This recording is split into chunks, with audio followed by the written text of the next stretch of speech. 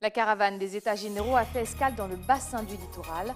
Les habitants de Cayenne, Remire-Montjoly, Roura, Montignéry, Tonnegrande, Macouria et Matoury étaient invités à faire entendre leur voix. Nous les avons écoutés. Nos chasseurs sont désormais obligés d'avoir un permis en bonne et due forme, une nouveauté qui bouleverse les mentalités mais qui va de pair avec un accompagnement accentué des services de la préfecture. Les détails dans notre édition. L'aéroport Félix Éboué se met à l'heure carnavalesque. Des Touloulous et des groupes de rue vont accueillir les touristes durant toute cette période festive. Présentation de ce projet porté conjointement par la CTG et le comité du tourisme. Mesdames et messieurs, bonsoir. Merci de votre fidélité. Sachez que cette page d'information est disponible en direct sur Facebook. Nouveau rebondissement dans l'affaire opposant Davy Riemann et deux autres syndicalistes à la direction d'EDF. Comment s'est passée l'audience de ce jour? Gaël Oassim a interrogé les deux parties. J'ai eu malheureusement le 6 avril à subir des accusations publiques d'un acte que je n'ai absolument pas commis. Et nous l'avons démontré aujourd'hui, à des seules fins de me déstabiliser dans un contexte social qui était extrêmement compliqué. Mon honneur a été évidemment atteint, mes proches, ma famille ne se sont absolument pas reconnus dans ce qui s'est passé. C'est aux antipodes de ce que je suis et des valeurs que je m'efforce d'incarner au quotidien. Et donc si j'ai souhaité, vous l'avez dit, à titre personnel, et non pas en ma qualité professionnelle, d'engager cette action en justice, c'est d'abord parce que je veux que la vérité soit rétablie, et mon honneur aussi. Mais je considère aussi qu'il faut à un moment donné poser des limites dans l'action, notamment sur le champ social, parce que pour ceux qui se remémoreront ce qui s'est passé à ce moment-là, il y a eu un ciblage en règle individuelle, avec un processus d'escalade dont nous avons aujourd'hui évoqué avec ces accusations diffamatoires et ces calomnies la deuxième étape, mais qui à un moment donné a créé un climat tel qu'on est arrivé jusqu'à un extrême, puisque j'ai dû subir des jets d'engins incendiaires à mon domicile. Donc il me semble que par-delà les questions d'honneur, il y a aussi quelque chose d'extrêmement fort qui doit être rappelé, c'est qu'on ne peut pas faire n'importe quoi et ne pas accuser d'une manière mensongère les personnes. Non, on s'est attaché à démontrer que si légère soit-elle, la violence est bien une agression et que M. Riemann l'a ressenti comme telle et qu'en vertu du principe de la liberté d'expression, il a le droit de dire « j'ai déposé plainte pour ça ». Le sujet, il est là, hein, c'est tout. Mais écoutez, si M. Riemann avait fait la même chose, il serait aujourd'hui licencié d'EDF. Voilà, c'est tout ce que j'ai à dire. On habille, c'est normal, hein, il se défend, il essaye d'être habile, mais j'espère bien que personne ne sera dupe. Tout à fait, il y a de la jurisprudence qui dit que même, et c'est le propre de la violence volontaire, même s'il n'y a pas de contact physique, il peut y avoir un choc émotionnel. Et c'est de ça qu'il s'agit pour M. Riemann. En matière de téléphonie mobile, la Guyane est exclue du plan d'éradication des zones blanches qui pullulent pourtant sur notre territoire. Une décision qui a incité le sénateur Antoine Karam à demander des comptes à l'État. Le 14 janvier dernier, l'ARCEP annonçait la signature d'un accord historique visant à généraliser, je cite, « une couverture mobile de qualité pour l'ensemble des Français ». L'ensemble des Français? Non, pas exactement, puisque cet accord ne concerne en réalité que la France hexagonale et la Corse. Les Outre-mer, comme souvent, ont ainsi été écartés car les opérateurs y seraient différents, auraient des fréquences différentes et seraient soumis à des obligations distinctes par territoire. Monsieur le ministre, si j'entends ces raisons, les mots ont un sens. Et lorsque l'ARCEP se prévaut d'un accord historique pour tous les Français, nos concitoyens ultramarins sont en droit de s'interroger. À vrai dire, il leur suffit de consulter le site monreseaumobile.fr pour comprendre qu'ils ne sont visiblement pas des Français comme les autres, la carte de la France se limitant là encore à l'Hexagone et à la Corse. Dans ce contexte, nous ne pouvons que regretter, voire dénoncer, que nos territoires ne soient pas, avec leurs particularités de marché respectives, intégrés pleinement à un accord aussi ambitieux. Je pense pouvoir vous rassurer en 3 points. Premier point sur l'Internet fixe, en vous indiquant que les Outre-mer sont pleinement intégrés dans la feuille de route qu'avait annoncée Monsieur le Premier ministre le 14 décembre à Cahors. 90 millions d'euros de subventions de l'État sont déjà engagés pour soutenir la couverture en Internet fixe sur les 8 territoires ultramarins. Et pour la Guyane, une enveloppe supplémentaire de 40 millions d'euros a été actée et va être dégagée. En ce qui concerne la téléphonie mobile, effectivement, les opérateurs ne sont pas identiques. Ils utilisent des fréquences différentes avec des calendriers adaptés et sont soumis à des obligations distinctes par territoire. Donc nous avons lancé un travail qui est en cours avec l'ARCEP pour identifier les besoins spécifiques, les outils adaptés et pour arriver à une couverture de qualité généralisée dans le même calendrier que le territoire hexagonal, ce que je tiens à affirmer devant vous. La deuxième escale de la caravane des États généraux a fait halte dans les communes du littoral centre. Ce nouveau rendez-vous a tenté de rattraper les erreurs constatées la semaine dernière dans l'Ouest. Gaël Oassim y a assisté. C'est parti pour la consultation publique sur le centre littoral. Après le bassin de l'Ouest guyanais qui était auditionné la semaine dernière par la caravane des États généraux, la population du centre littoral était conviée ce matin à l'hôtel de ville de Cayenne, à l'image de Grégory, 26 ans, qui est venu exprimer son ressenti. Ah oui, en tant que jeune, je me fais le devoir d'être présent. Parce que on a bien vu qu'aujourd'hui, surtout en cette période de carnaval, les jeunes sont souvent décriés pour leurs méfaits, quelques petites actions par-ci et par-là. Donc je me suis fait le devoir de venir et donner mon point de vue, en tout cas au niveau des deux thèmes qui sont l'économie et le développement durable. Nos élus sont quand même ils sont à l'écoute de la population, mais c'est vrai que ce genre de réunion-là devrait être multiplié à l'avenir. Claudia, pour sa part, tenait à rappeler le labeur qu'il reste à mettre en place pour l'application de ces consultations. Alors, il est très intéressant puisque, faisant suite à ces états généraux, comme tu l'as dit, il y aura le livre blanc des états généraux. Mais il faudrait plus qu'un livre à ce moment, il faudrait vraiment se mettre au travail pour pouvoir s'organiser et mettre en place une stratégie, une vision globale pour appliquer les propositions des citoyens qui seront dans ce livre blanc, appliquer les accords de Guyane et puis pouvoir décoller en appliquant et en mettant en pratique.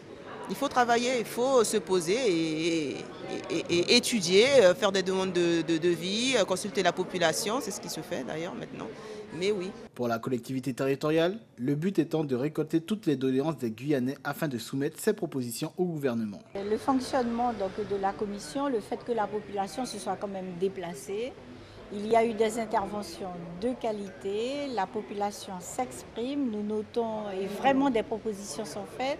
J'ai trouvé que ce matin, vous me demandez mon avis, a été vraiment une commission très intéressante. La population est libre de se déplacer. Nous avons dit que nous proposions à la population des rencontres sur le terrain, mais elle peut aussi s'exprimer via la plateforme. Elle peut aussi s'exprimer en nous donnant des projets. Donc je trouve que dans l'ensemble, ça se passe vraiment bien. Nous répétons que nous sommes là pour attendre les propositions et les remarques de la population, que le Congrès va ensuite se réunir pour faire ce rapport de synthèse et synthèse qui doit aboutir à un livre blanc. Donc s'agissant les stratégies, s'agissant les projets, ils seront arrêtés dans ce livre blanc qui sera fait, validé par la collectivité territoriale de Guyane puisque c'est elle qui a le dernier mot et avec l'envoi de nos propositions au gouvernement. La caravane des États généraux sera présente demain pour les socioprofessionnels du centre littoral et continuera sa route vers l'Est dans les semaines à venir. Notre invitée de ce soir est Madame Karine Sinaï-Bossou, présidente de la Chambre de commerce et d'industrie de la Guyane. Bonsoir Madame Sinaï-Bossou. Bonsoir. Merci d'avoir accepté notre invitation. Avec plaisir. Alors première question, vous avez été élue récemment, vous avez mis des choses en place. Quelle est l'actualité pour l'instant de la Chambre de commerce et d'industrie de la Guyane? Alors quelque chose de très important s'est déroulé ce matin à partir de 10 h. On a fait l'Assemblée générale pour le budget rectificatif 2017 de la CCI et le vote du budget primitif 2018, donc qui met en place la ligne que nous souhaitions faire pour la Chambre de commerce. Donc ça y est, c'est parti. En quelques mots, pouvez-vous nous présenter cette ligne 2018? Alors c'est la future séparation avec l'aéroport Félix-Éboué, en tout cas pas encore effective puisqu'on travaille sur le moyen de pouvoir toujours avoir cet aéroport, donc ça c'est encore un autre sujet. Mais en tout cas, dans cette perspective, il faut réussir à faire l'aéroport être indépendant dans sa gestion financière par rapport au siège et l'activité de formation que nous avons. Donc il faut revoir, délier les tout, que chacun ait son indépendance et ça va se prendre pour qu'enfin il n'y ait aucun lien entre les deux à l'avenir 2022. Donc c'est déjà un point. La modernisation de la MAE. Et puis également, nous avons un troisième point pour nous qui nous tient surtout à cœur, c'est la formation. Donc la création de nouvelles filières et toujours cette recherche de savoir quel est le besoin du monde guyanais en termes de formation. Voilà. En termes justement de besoins en formation, est-ce que vous avez déjà des filières qui sont clés pour vous, sur lesquelles vous souhaitez vous développer dans les mois à venir? Alors nous avons des formations des BTS Bank qui vont se mettre en place à la rentrée 2018. Il y a une filière aussi en commerce international. Donc des nouvelles filières se développeront en tout cas, ce qui correspond à des bac plus 3 à partir de la rentrée 2017. Et puis on va essayer de privilégier la visio pour certaines formations pour que Saint-Laurent ne soit pas en berne parce qu'il y a quand même 2 formations en BTS et un certificat Interpro qui sont faits au niveau de Saint-Laurent, mais on va encore essayer de développer le panel. Voilà. Alors, on parle de Saint-Laurent. Est-ce que cette visio pourra à terme s'adresser aussi aux communes de l'intérieur? L'objectif, oui, c'est d'arriver à avoir cette formation sur l'ensemble du territoire. Donc, on a quand même une antenne fixe au niveau de Saint-Laurent, donc pour développer l'Ouest, et une sur Kourou, pour montrer qu'on souhaite être sur les savanes et sur l'Ouest, pas seulement sur la commune de Cayenne, donc au niveau du littoral. En 7 ans, c'est tentaculaire. Voilà. Qu'est-ce que la taxe d'apprentissage? Alors, la taxe d'apprentissage, c'est quelque chose que les chefs d'entreprise, au départ, n'aiment pas trop, puisque au départ, c'est un impôt, c'est une collecte. En fin d'année, nous devons calculer à partir de la DADS. Alors, vous allez me dire, qu'est-ce que la DADS? Alors, c'est un document obligatoire que nous devons faire. Enfin, nous devions faire jusqu'à l'année dernière, mais ceux qui pratiquent la DSN, c'est-à-dire que tous les mois, ils déclarent leur salaire par manière informatique. Donc, on n'a plus ou moins plus à le faire à partir de cette année. Mais on reprend le salaire brut, donc ce que nous payons l'ensemble de nos salariés pendant toute l'année, et nous avons un certain pourcentage qui va à la taxe d'apprentissage. C'est un impôt. Si nous ne le payons pas jusqu'au 1er mars, on doit le payer au Trésor public et les multiplier par 2. Ouais, donc voilà, important à savoir ça.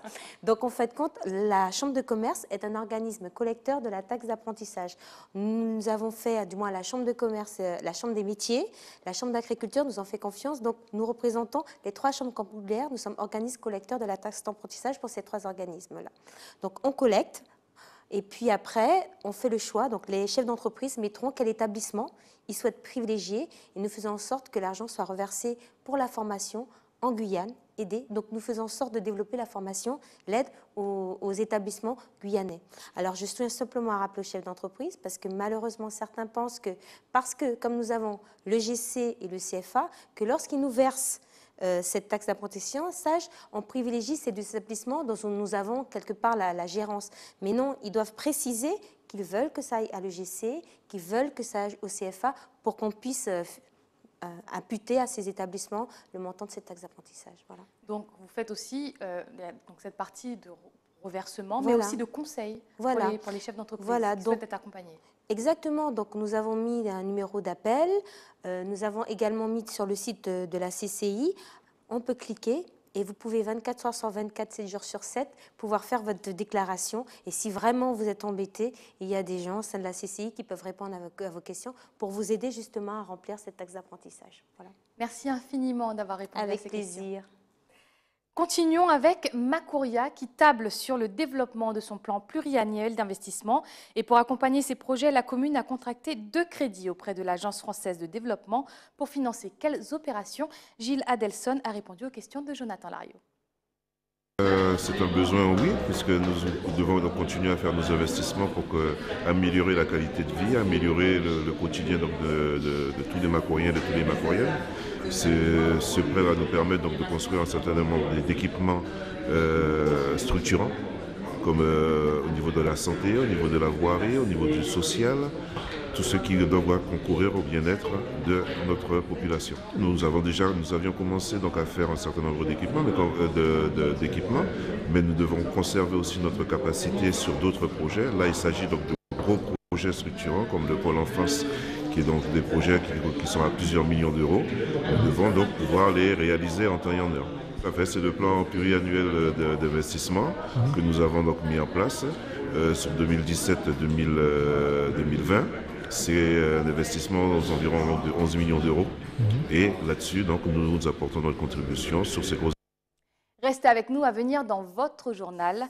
La convention signée entre l'armée et la préfecture afin de permettre à des jeunes des zones isolées de Guyane de s'engager. Et puis, direction l'aéroport Félix Éboué qui se met à l'heure carnavalesque grâce à un accueil piquant de nos chers Toulous. La loi EROM qui impose un permis de chasse en Guyane est entrée en vigueur ce lundi 22 janvier afin de réglementer le port d'armes. Mais quelle est la teneur de ce permis de chasse? Les réponses dans ce sujet de Pierre Tréfou. Dès la semaine prochaine, des permis de chasser guyanais seront délivrés dans la plupart des mairies du département. Gratuits et à vie, il est fourni sans aucun examen, conformément à la loi votée en février 2017, portée par un amendement du sénateur Karam et qui institue un permis de chasser en Guyane. Il fallait passer par cette première étape dans l'institution du permis de chasser. Ce n'est pas la solution à tous les maux et à toutes les difficultés qu'on peut connaître en matière de sécurité en Guyane, mais c'est une première étape indispensable pour ne serait-ce que donner les moyens aux forces de l'ordre et à la police de savoir qui détient une arme, qui a le droit d'en détenir une, qui a été condamné et n'a plus le droit d'en détenir une. C'est une première étape indispensable. Il sera délivré gratuitement jusqu'en 2020. D'ici là, une concertation entre chasseurs est prévue pour fixer le prix définitif. Un dispositif de chasse accompagné sera mis en place dès l'âge de 14 ans et demi. Alors au niveau des armes à feu, je suis entièrement d'accord avec le fait qu'actuellement, n'importe qui avec une pièce d'identité ou une carte de séjour peut acheter une arme. Là, il n'y a aucun souci, il faut agir en conséquence. Et également sur le transport des armes. Maintenant, le permis ne va pas forcément régler le problème. Il y a d'autres moyens pour régler le problème. Il faut savoir actuellement que tout achat d'une arme est suivi d'une déclaration en préfecture.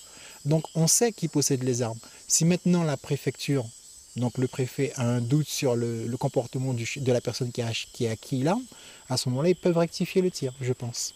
Le permis ne va pas forcément régler cette problématique-là.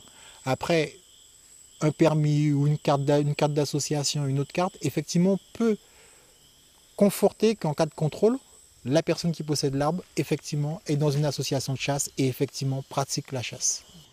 Le permis ne prévoit aucune formation sur le braconnage. Il se concentre sur le port d'armes et permettra aux autorités de faire des contrôles plus rigoureux et d'avoir une meilleure visibilité sur le nombre de chasseurs en Guyane. 2 enquêtes épidémiologiques ont été menées entre 2015 et 2017 sur 600 jeunes Guyanais âgés de moins de 6 ans.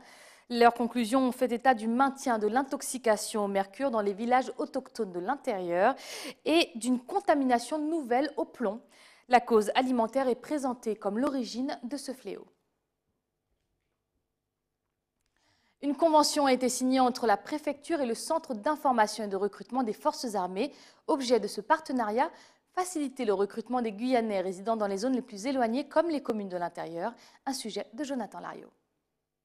Aurélien est en formation. Il fait partie de ceux qui ont choisi de se lancer dans l'armée. J'ai eu mon père qui était caporal, en fait il conduisait les chars.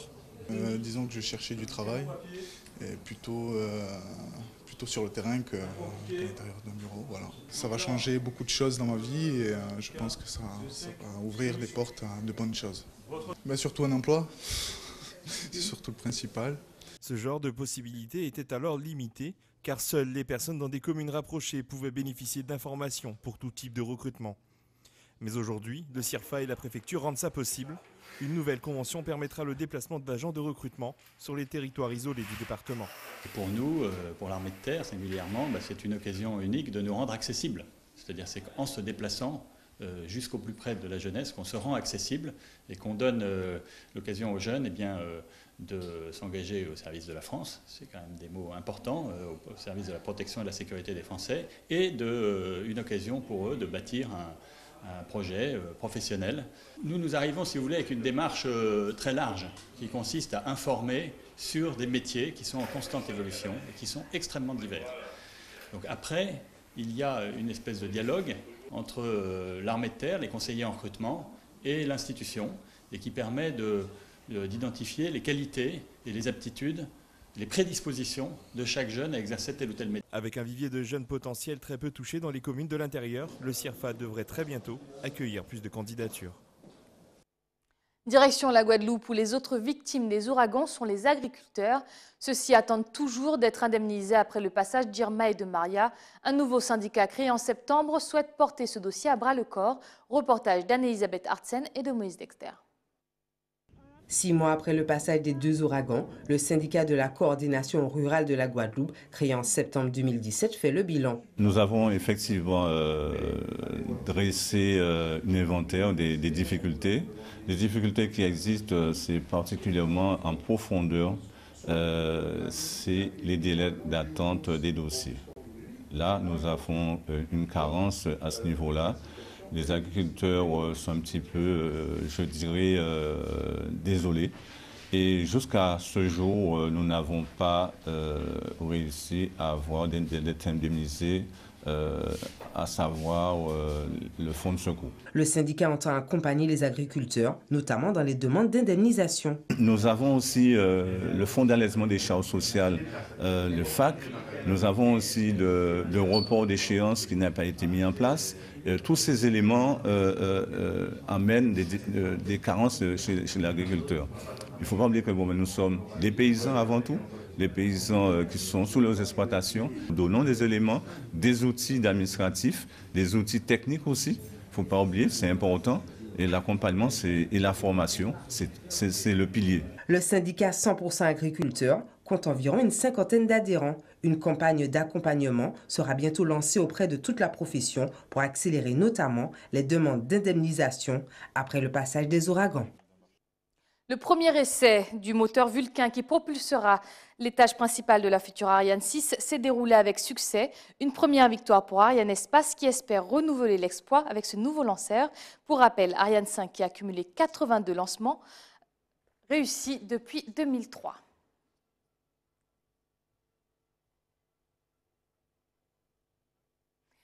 Depuis ce week-end, l'aéroport Félix-Éboué s'est lui aussi mis aux couleurs du carnaval. Avec une animation digne des soirées masquées, les touristes ne se remettront pas immédiatement dans l'ambiance dès leur atterrissage. Un sujet de Gaël Hassim. Débarqué au cœur de l'ambiance du carnaval de Guyane, voici l'expérience proposée depuis samedi aux touristes qui atterrissent à l'aéroport Félix-Éboué, une initiative conjointement portée par la collectivité territoriale et le comité de tourisme de la Guyane. Alors on propose avec un prestataire donc, cette visibilité grâce à des touloulous qui sont donc sur place au niveau donc, du hall bagage, de manière à donner une meilleure visibilité à ces touristes qui arrivent en Guyane. Avec près de 3000 touristes venant chaque année à la rencontre de nos touloulous et nos groupes de rue, la Guyane souhaite voir se développer une offre touristique axée autour de l'événement du carnaval. Nous avons au sein du comité de tourisme vocation donc, à rendre ce carnaval plus visible de l'extérieur.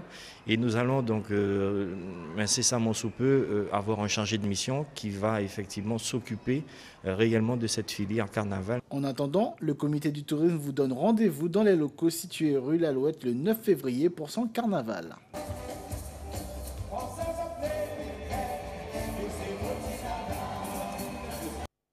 C'est la fin de ce journal, mais avant de se quitter, rappel des principaux titres de ce 23 janvier. La caravane des États généraux a fait escale dans le bassin du littoral. Les habitants de Cayenne, Rémière-Montjoly, Roura, Montignéry, Tonnegrande, Macoria et Matoury étaient invités à faire entendre leur voix. Nous les avons écoutés. Les chasseurs sont désormais obligés d'avoir un permis en bonne et due forme, une nouveauté qui bouleverse les mentalités, mais qui va de pair avec un accompagnement accentué des services de la préfecture. Les détails vous ont été dévoilés dans notre édition. L'aéroport Félix-Éboué se mouait à l'heure du carnaval. Des touloulous et des groupes de rue vont accueillir les touristes durant toute cette période festive. Présentation de ce projet porté conjointement par la CTG et le comité du tourisme.